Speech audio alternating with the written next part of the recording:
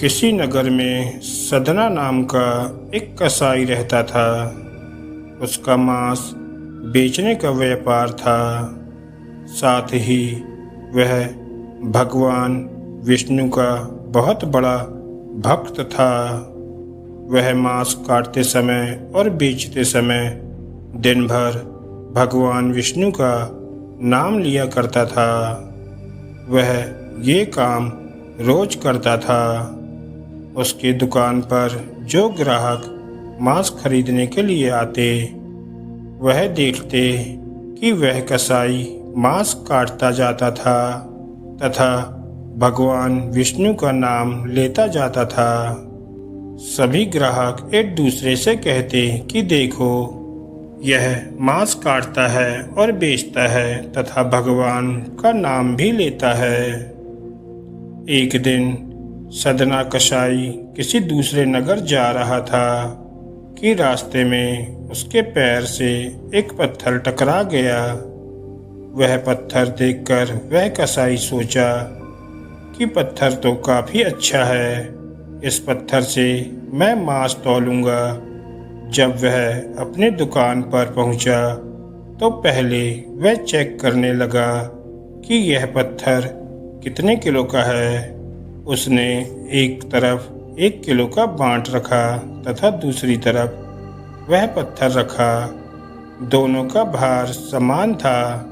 इससे सदना को पता चल गया कि यह पत्थर 1 किलो का है। अब जो भी ग्राहक सदना कसाई के पास मांस खरीदने के लिए आता है, वह मांस उसी पत्थर से तौलता है। आश्चर्य की बात उसको तब लगी जब कोई भी ग्राहक मान लो 2 किलो मांस खरीदता है तो वह पत्थर 2 किलो का हो जाता है। कोई 3 किलो मांस खरीदता है तो वह पत्थर 3 किलो का हो जाता है। यह बात पूरे नगर में फैल गई कि सदना कसाई के पास एक जादुई पत्थर है। जब यह बात उस नगर में मौजूद एक ब्राह्मण को पता चली तो वो सदना कसाई की दुकान पर गया। सदना कसाई ब्राह्मण को देखकर बड़े आदर सत्कार के साथ बैठने को कहा तो ब्राह्मण ने सदना कसाई से कहा, मूर्ख, तू जिस पत्थर को साधारण पत्थर समझ रहा है वह स्वयं शालिग्राम है, जो कि भगवान विष्णु का ही एक स्वरूप है। वह कसाई आश्चर्यचकित हो गया और कहने लगा कि हे ब्राह्मण देवता, आप इन्हें अपने साथ ले जाइए और इनकी सेवा करिए। मैं तो मांस बेचता हूँ, यह अपवित्र स्थान है, ऐसे स्थान पर इन्हें रखना सही नहीं है। ऐसा कहकर सदना कसाई ने वह पत्थर उस ब्राह्मण को दे दिया। वह ब्राह्मण उस शालिग्राम पत्थर को अपने मंदिर में ले जाकर गंगा जल से शुद्ध करने के बाद प्रतिदिन उनकी पूजा करने लगा। ऐसे कई दिन बीत गए।